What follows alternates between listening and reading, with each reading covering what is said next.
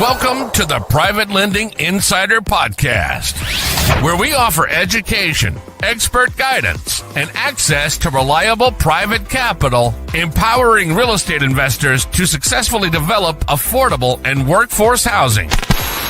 As a result of the education and expert guidance shared on the Private Lending Insider Podcast, real estate investors, developers, and entrepreneurs gain fair access to reliable private capital to fund their profitable investment properties with greater ease, enabling them to earn the income they desire and live the lifestyle they really want. For continuing education and access to private capital, visit chamblissmortgagecapital.com after the podcast. Here's your show host, founder, and CEO of Chambliss Mortgage Capital, Mr. Randy Chambliss, the private money lender expert.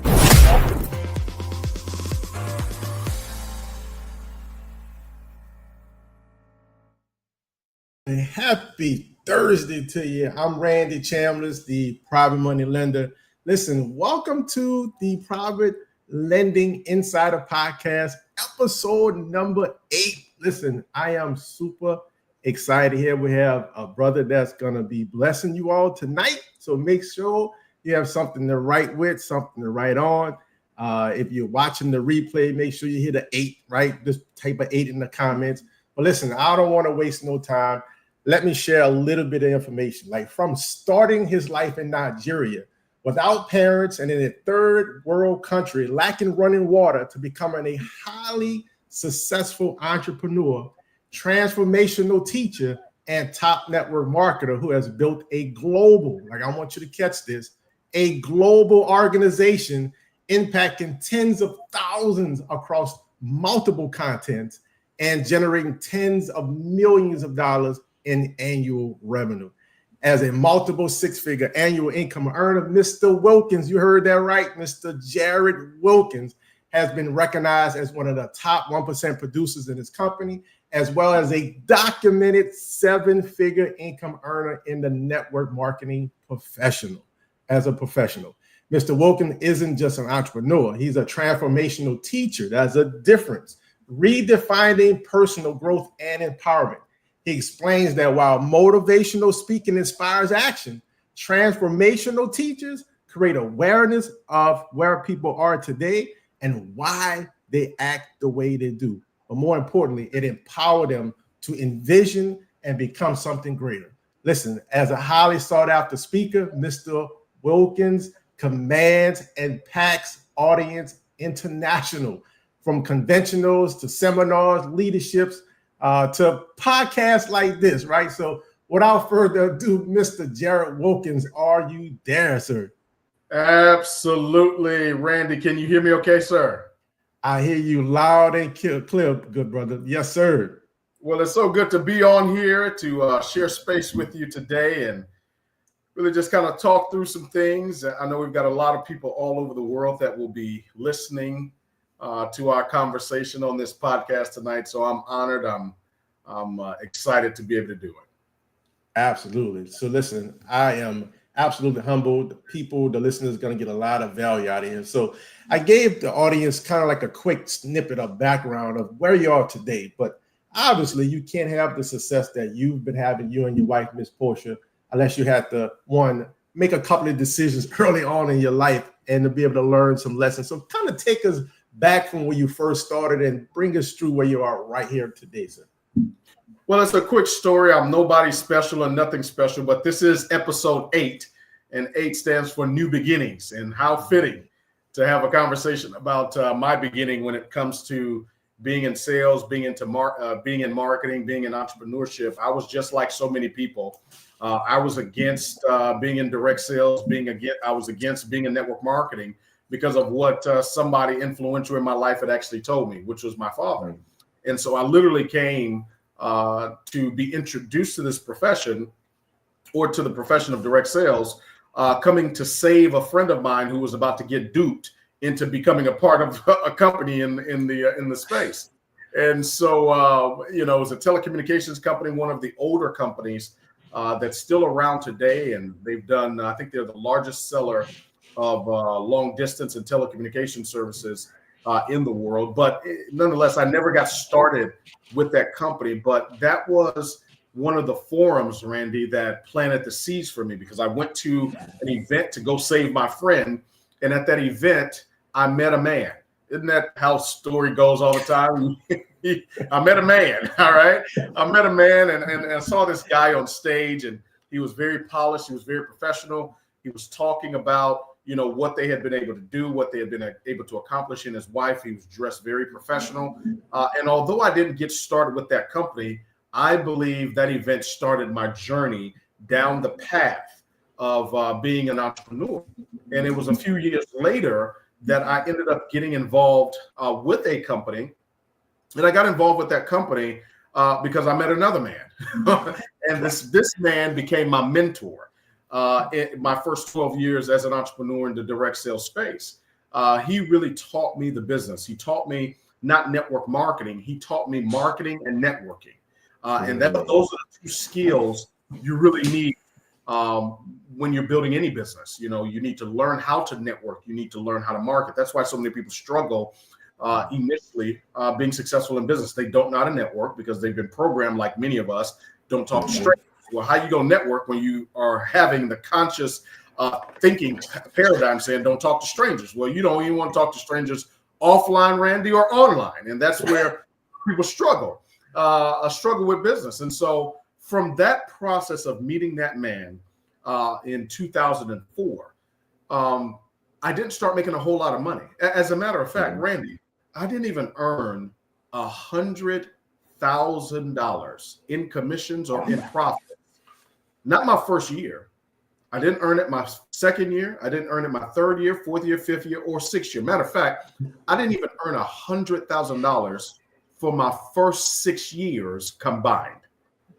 Wow. And I really want to catch that. All right. So I know you've interviewed some other rock stars, and you'll be interviewing a lot more on your podcast. And you're going to hear a variety of stories. You're going to hear some stories of people that came into business, into entrepreneurship, whether it's real estate, whether it's network marketing, or they got involved in insurance, or got involved in the credit game, or whatever it was. And maybe they got to six figures their first, 30 days or 90 days or 6 months. And those stories exist. I just wasn't one of those stories. Right, okay. Right. My story I took the slow path. And this is what people have to understand. Just because it's slow doesn't mean it won't grow. I like that. Don't mean it's going to last. All right. So slow doesn't mean it won't grow, and fast doesn't mean it'll last. And so I was 6 years in business, going to the events, going to the seminars, going to the workshops, doing the sessions, prospecting, networking, going to listening to audios, listening to information, learning, sharpening my axe. And I believe those 6 years were my preparation years to start the process of mastering the skills and the mindset that I needed so I can actually be successful. Because after that, what ended up happening, Randy, was 2009. I started with a company, and this company was selling, we're selling a coffee product in 2009. And I never forget, things were not so great for me financially. I was 26 years old. I had just lost my job because I believe there's a difference between a job and a career. A career and a job sound the same or similar, but they're really not the same. A job, people call it a dead end. They call their jobs dead end jobs, meaning there's no aspect of the job that gives you what a career does. A career gives you three things. Number one, potential. Number two, progress. And number three, promotion. And a lot of times we confuse a pay increase with a promotion. No, if you're making $50,000 a year and they increase you to $50,000 a year, but you're still in the same role, well, you're still going to be right. Versus a career path. And I was working a job at the time, and they ended up letting me go. 2009, I get started with this company. 2 months behind on my mortgage.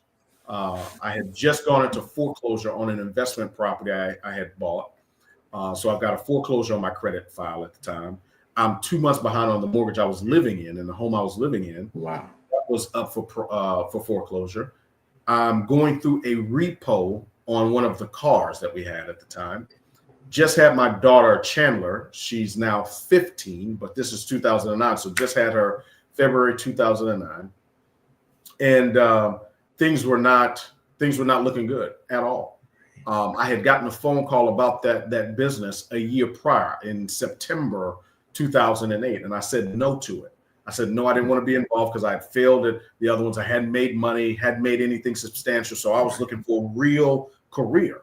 I needed something I can really sink my teeth into, and I didn't have the network. I just in my mind, I'm like, I don't have what I think is required to be successful as an entrepreneur. And so I was looking for a good, safe, secure career. And so I'm at the time, I got a PhD, public high school diploma. And so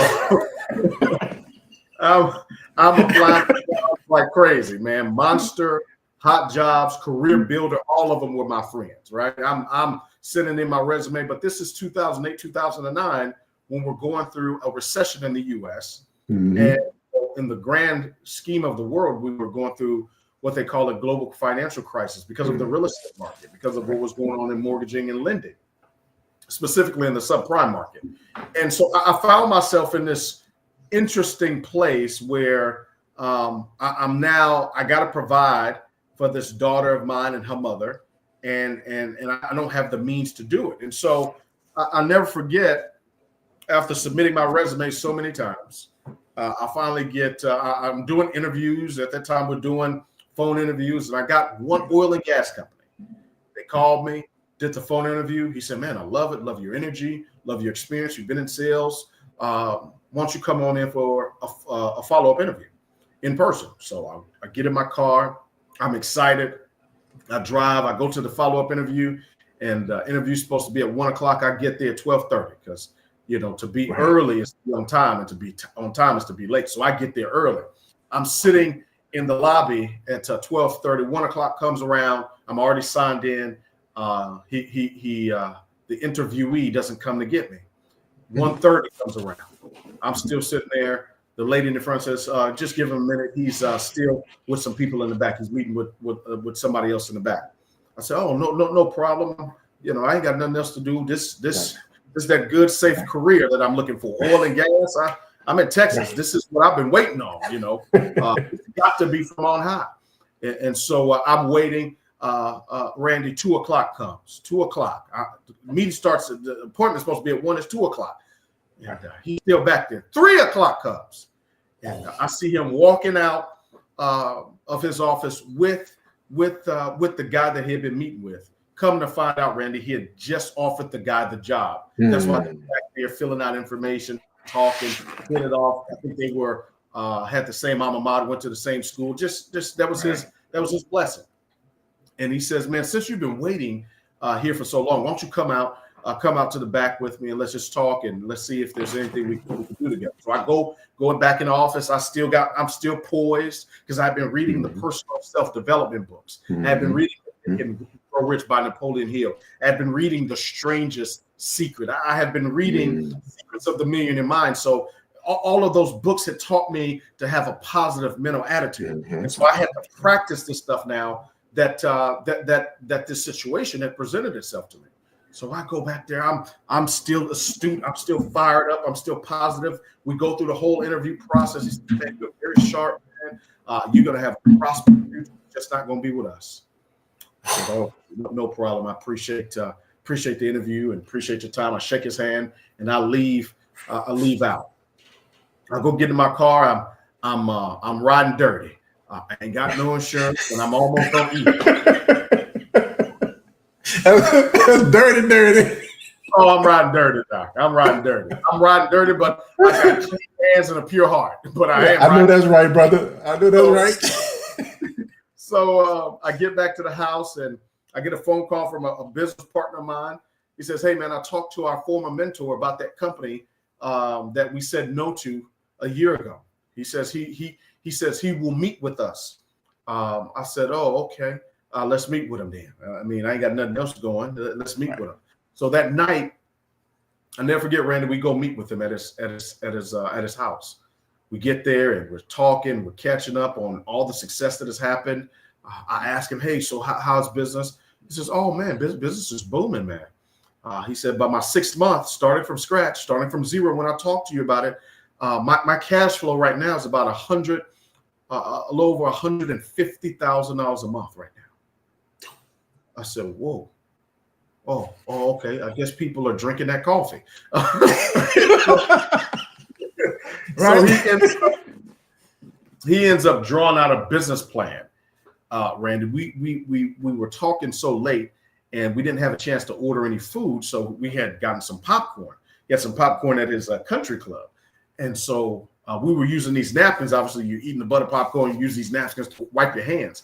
So he took literally one of the napkins that we used to wipe our hands, double folded it, took a Sharpie pen, and started to draw out a business plan of how I was going to get to $20,000 per month in income within 6 months.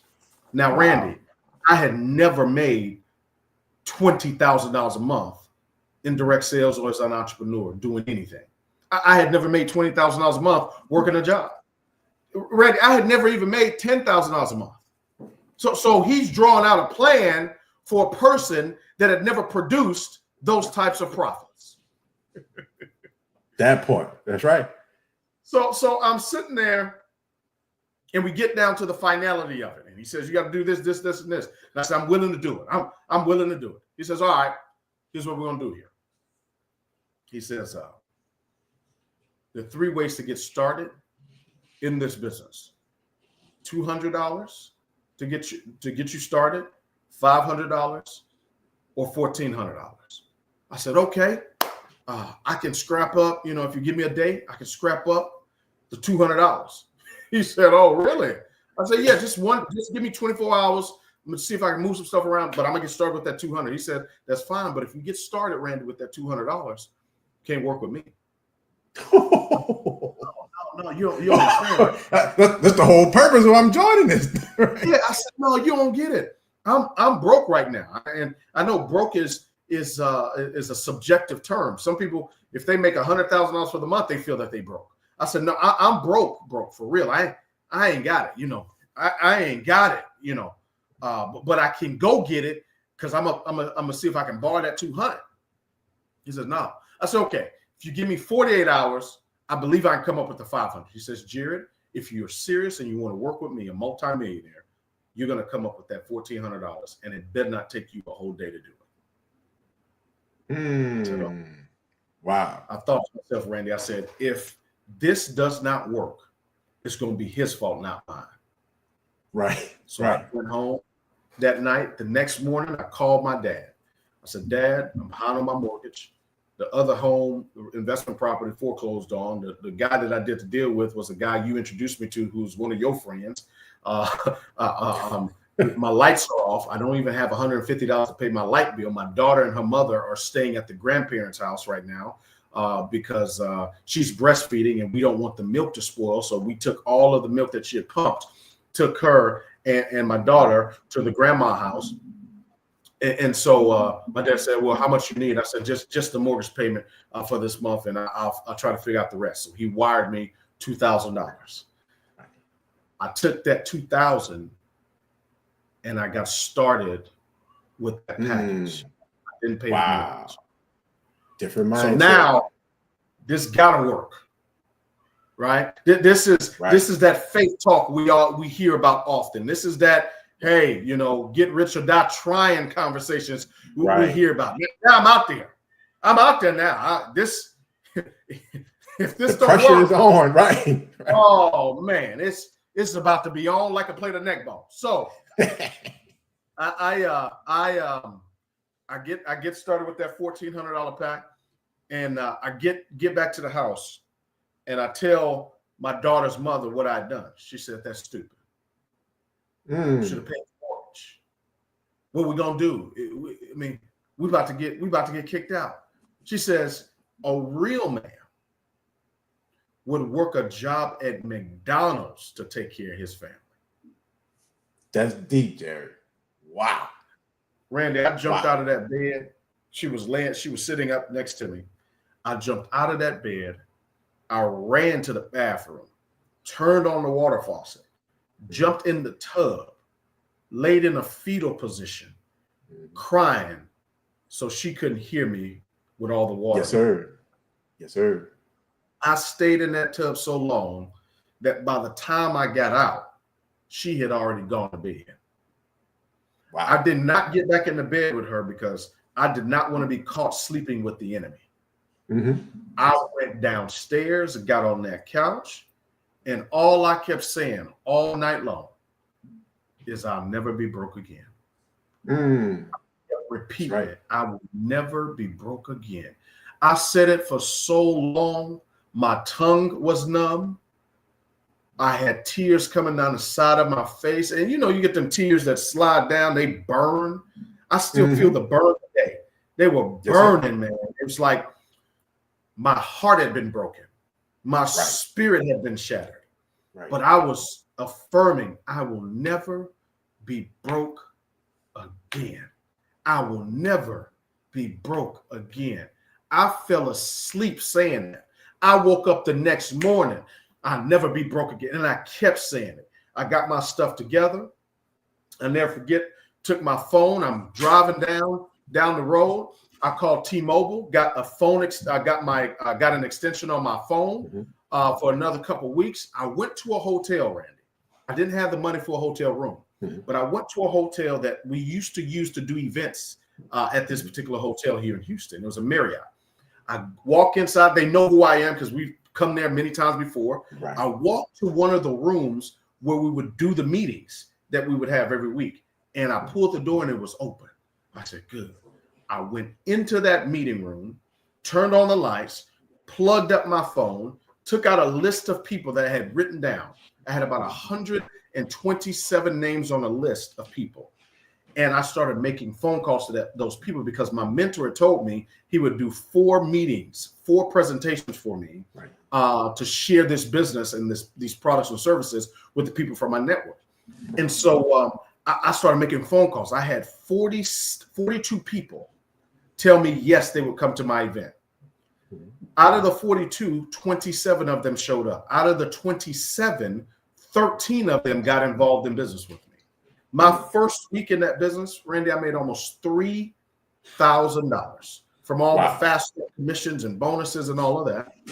By my 3rd month in the business, my check was over $8,000 for the month. By my 5th month in that business, my check grew to $20,000 for the month. That was January 2010. We kept running. We kept enrolling. We kept building. Within 9 months, I had cleared over $100,000.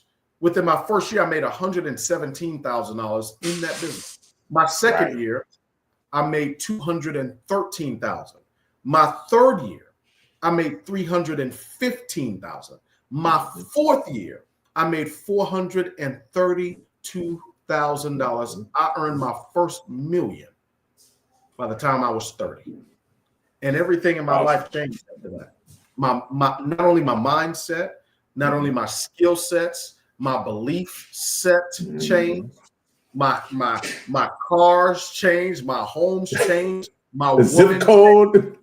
Everything changed from that moment. And I can fast forward the tape now. We're in 2024, going into 2025.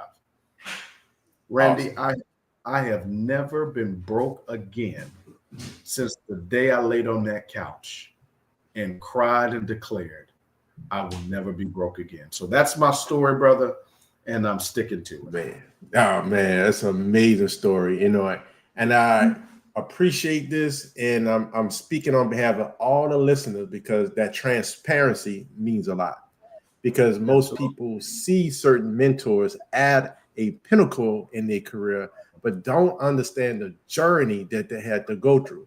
And oftentimes their journey was more painful than their current situation.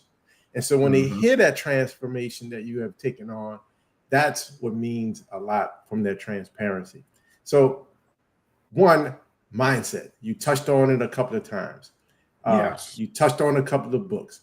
If you had to go back and say, listen, from a scale of 1 to 10, 10 meaning that, hey, this is what I need to be working on first, my mindset, or should I be working on my skills? What would that be from a scale of 1 to 10? Both will be a 10. You need to be working on both your mindset and your skill set. And the way you do it is through the books you're reading, through the audios you're listening to, and through the events you're attending. Books, audios, events. That's how you begin to recreate, to rediscover the greatness that's on the inside of you. Because everybody has it. It's just rediscovering it, because through life and through experiences, through challenges, through our childhood, we lose the very essence of who we are, and it's now crammed and jumbled into who we become as a result of our environment, as a result of our experiences. And so to rediscover and to recreate requires us to really start reading the right books, start listening to the right audios, and start associating with the right people at events. Awesome. I love that. Now, we know there's a difference between that conscious mind and that subconscious mind.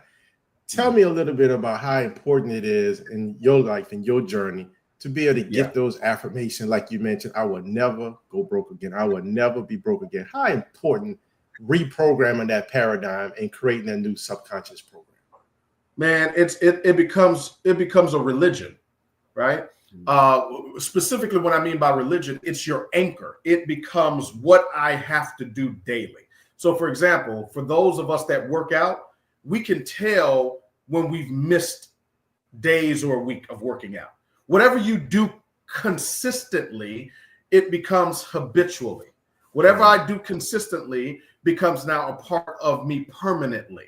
So the idea is I want to do this so much so that it becomes permeated in my spirit. Whereas now it is subconscious. See, that word subconscious, it's a grammatical construct, Randy. Sub means below. Conscious means awareness. And so my subconscious is really the warehouse of truth for me.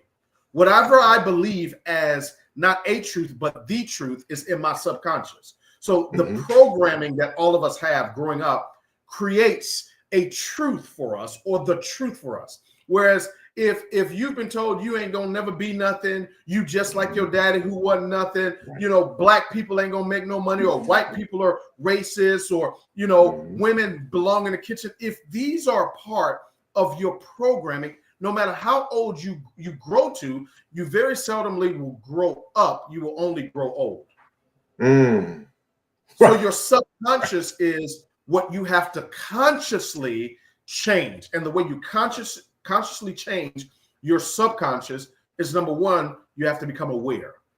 You have to become aware of what you believe to be the truth. What do you believe is the truth about money? Some of us have bad money philosophies subconsciously. You know, money is the root of all evil. Money doesn't grow on trees. All rich people go into hell. You know, if that's a part of your subconscious programming, then your relationship with money will always be one where you repel it versus attract it. How do you feel about rich people? Oh, rich people need to pay more taxes, or rich people are evil. Somebody just went and shot the CEO of an insurance company because, oh, these rich insurance companies are taking advantage of Americans. And some people said, I have no empathy for that man losing his life. And you know what? That's their philosophy. That's the way they think. And so these are things that you've got to confront if you want to change. What is my subconscious around money? What's my subconscious around people? What's my subconscious around my chosen field of endeavor, whether it's the insurance field, whether it's the real estate field, whether I want to be an author? What do I truly believe in the warehouse of truth when it comes to what I'm doing and what I'm becoming? So you have to become aware.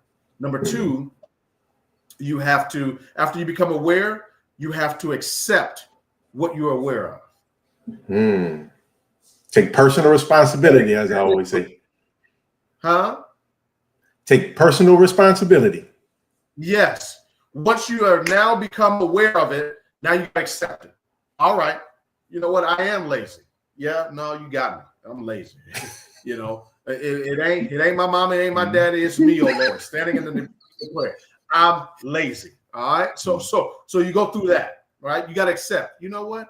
I am, man. You know what? I do be hating. No, I be hating. I be hating. I got a little hate in me. I need to really, man. I got to really. You just got to accept it. You know, I've been a hater. I have been a hater of people that are successful. And then thirdly, you recondition. The reconditioning aspect of it is becoming consciously aware of the things that you have to work on daily. For me, give you an example. Working out is easy.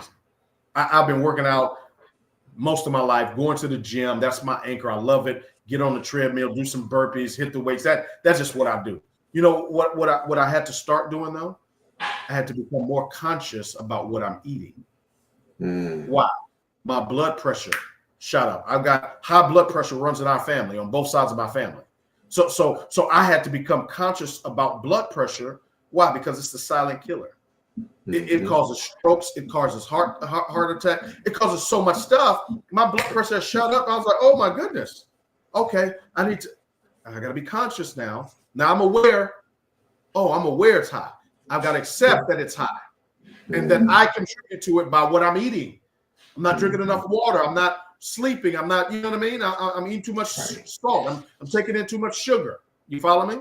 Right. And then the reconditioning now is becoming responsible to say, all right, I can't have fried chicken back to back now. Hold on. I can't have German chocolate cake and apple pie. Hold on. I can't. Right. I can't be doing all of it. I got to moderate this, right? Why? Because my ultimate goal is to get this blood pressure down. Why? So I can elongate my lifespan. So these are, I'm just giving you an example of things practically that you and I have to do and listeners have to do to change their life. Because as T. Harv Eker said, how you do anything is how you do everything. That's right, man. That is amazing. And you know, as you was telling that story, a lot of people don't think about every area of their life. You have to program or reprogram that subconscious mind. And like you said, from a workout standpoint, you're not missing a beat, but just a little tweak in the eating habits, that was a habit that you had to recreate. Because oftentimes, like you're aware, we have it in the household, we have it in the family, but sometimes it's just the way we eat is passed down to generations. Yes. And so let's talk a little bit about the feeling aspect, right? Because you hear a lot of talk about the law of vibration, the law of attraction, affirmation, but oftentimes people miss that step that you have to actually feel that feeling as if it's already done. So step us through, like, what's a good example of something you have done or taught in your life, how somebody could actually visualize themselves, seeing themselves in the place that they want to be, and allowing their feelings to be there in the moment now. Yeah, I think so many times people do not identify what causes a feeling. We don't even know why we feel a certain way. We think it's by happenstance. No, feelings are either drifted into or they're intentionally set. Let me say that again. Your feelings, you either drift into them or you intentionally set them. For example, you're married, you're dating, you got a spouse, significant other. You see them, your wife, your husband, as you're walking out the door. One example is you see him, all right, baby, I'll see you later on. Give me a kiss. Love you. And you run out the door. That's an okay feeling. Second example, see the same spouse. You about to run out the door before you leave. You stop, you go to him. All right, baby, I love you. And you hug them. 5 seconds. Grab their hand as you're leaving. Baby, I love you. And you kiss them. I'll see you later on tonight. And you walk out the door. Do you see the difference? That's right. Absolutely. Can you feel the difference? You feel it because it's intentional. It wasn't just drifted into. And so that's how you got to feel about what you're doing. You got to slow down to really intentionally set the atmosphere and the environment. And it starts with the first 10, 15 minutes of your day. You wake up in the morning, don't reach for that phone. No, if you're reaching for the phone or turn off the alarm, fine. But don't start scrolling and meet. No. Don't respond to no message. No. Don't start to. No. Why? I got to intentionally set my feeling for the day. So you get up, get out the bed, whatever it is, pray, go to the bathroom, do what you got to do, wash your face, brush your teeth. The first 10 minutes of my day, I'm priming. I'm priming my feelings. First 3 minutes is sitting in a is still. I'm maybe listening to some worship music or whatever it is, whatever you got to do. I'm just telling you how to set your feelings. My first 3 minutes is what I call my gratitude moments. I'm thinking about the proudest moments and experiences that I've been blessed to have in my life. Like 3 of the proudest moments. And you take a moment and you think about that in the morning. Like the proudest moments of my life, I'm thinking about it. I'm reliving them. Whether it's you getting that promotion, whether it's you buying that car, whether it's you serving in charity or ministry, whether it's you, saving your first $1,000, whatever that, you get married, whatever those, think about it and be grateful for. The next 3 minutes, I'm in prayer. Now I'm talking to God. I'm talking to the Most High. I'm talking to the Almighty. I'm praying and I'm thanking him for the ability to breathe without an oxygen tank. I'm thanking him I was able to wake up peacefully and sleep peacefully through the night without having any robbers or danger or fire start while I was asleep. I'm thanking him that I'm not waking up in the cancer ward, because there's some people that went to bed last night and woke up the next morning and their doctor gave them the news, you have cancer. I'm thanking him I'm not waking up in a burn unit or I've got the activities of my limbs. I've got my mind that's working, that's sharp, that's astute. I'm thanking him that I live in a country where we don't have bombs going off. See, these are things I'm doing. I'm priming my feelings. You understand? And in the next 3 minutes, I am affirming. I'm saying my affirmations. I'm so happy and grateful now that such and such and such. And I've got several of them. I do this every morning. I've been doing this for years. You follow me? And so I'm so happy and grateful now that this and this and this is happening. I'm so thankful, happy and grateful now that and I say the date of when that's going to be accomplished. Date stated. And after that, take that last minute to just let it all sit. Now I'm ready. Now I'm ready to deal with the day. Now I'm ready to not get through the day. I'm ready to get from the day. And so these are not just stage talk. This is how I live my life. And I'm telling you, it doesn't mean you won't face challenges. Doesn't mean it does not mean you will be perfect. Doesn't mean you won't have difficulties. It just means that when they come, you want to have deposited so much in your mental and in your feeling bank account that when life comes to test you, you got enough to cover the test. I like that. Man, I love it. That's real deep. Man, I hope you guys are taking some good notes on the replay. Make sure you replaying this and share this with a friend, because somebody needs to hear this. And like Mr. Jarrod was saying, at the end of the day, people don't understand, how feelings are created. And you have to know without a shadow of doubt, your feelings is only responding to your thinking. Yeah. Your feelings is only responding to your thinking. It can't tell if something is happening right now in the moment. It can't determine if something is a future vision that you're visualizing for. And it can't tell if you're recalling something that happened to the past. All it knows is that it is responding to your thoughts. So as Mr. Wilkins was stating, he have intentionally gave his mind a purpose.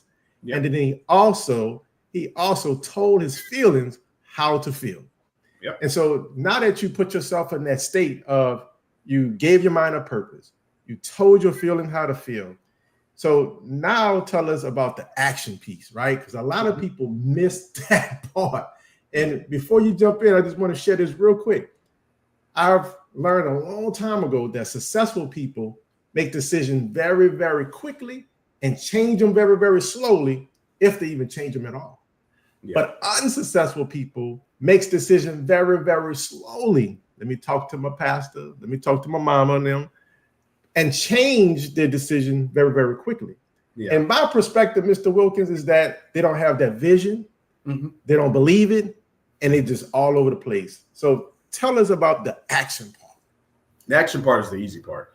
You get that feeling part, that thinking part down, you get that why down, you will take the action, because it's all about raising the bar in your life. BAR, belief first.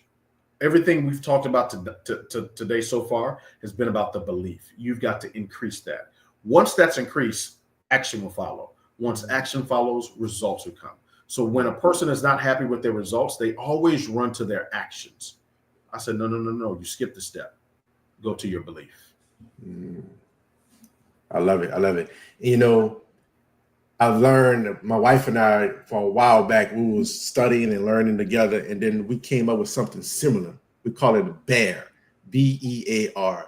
The BEAR is for that, the B is for that belief, the E is for the emotions, the A is for the action, and like you said, the R is for results. Yeah. So if you're not getting the results you prefer, like you said, oftentimes people go to the action. Well, when you go to the action, it might last a couple of weeks, maybe a month or two, but eventually that subconscious program is going to take over by default, and now you act in the same way you've done, and you're going to get the same results you've done. But to have that sustainable, intentional, permanent change and the impact, you have to go back to that belief and be able to reprogram that belief. So as we're getting ready to close, sir, I want to move in the direction of having yourself in the middle of influence. How important it is to have, for people to be in a circle of influence. It's everything. Because influence, you know, John C. Maxwell talks about what leadership is, and he talks about everything rises and falls on leadership. And he boiled leadership down to a word: influence. When you look at influence in terms of what's influencing you, you will begin to understand very clearly why you are where you are, and most importantly, why you believe what you believe. So influence is everything. You cannot, I tell people this all of the time, you cannot start attracting until you become attractive. I'll say that again. You cannot start attracting until you become attractive. How do you become attractive? The books you read, the audios you listen to, and the events you attend. Why? Because those things will cause you to start changing. That word change is an acronym, CHANGE. Choose happiness and never give excuses. I'm going to steal that, sir, if that's okay. Go forward. So with that being said, sir, we get ready to wrap up. I have a blast. I'm myself going to be rewatching this over, taking me some copious notes. I had some things going on here. But tell us, Mr. Wilkins, how can people work with you? How can they get in touch with you? How can they connect with you?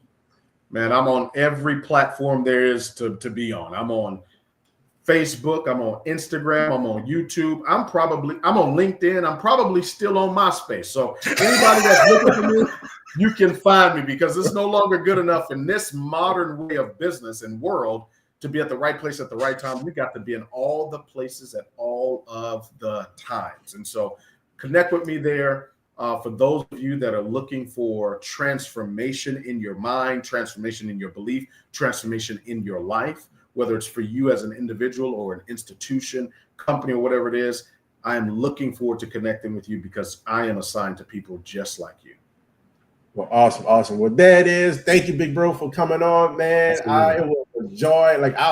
I'm still excited. So listen, everybody, enjoy the rest of your day on purpose. And I mean that. God bless and good night, everyone. That brings today's show to a close. Thank you for listening to the Private Lending Insider Podcast. If you enjoyed the episode, feel free to share it with a friend and subscribe. Please follow us on YouTube, Instagram, TikTok, and Facebook at Randy the Private Moneylender. For continuing education and access to reliable private capital, visit ChamblissMortgageCapital.com. Until next time, choose to have a great day on purpose.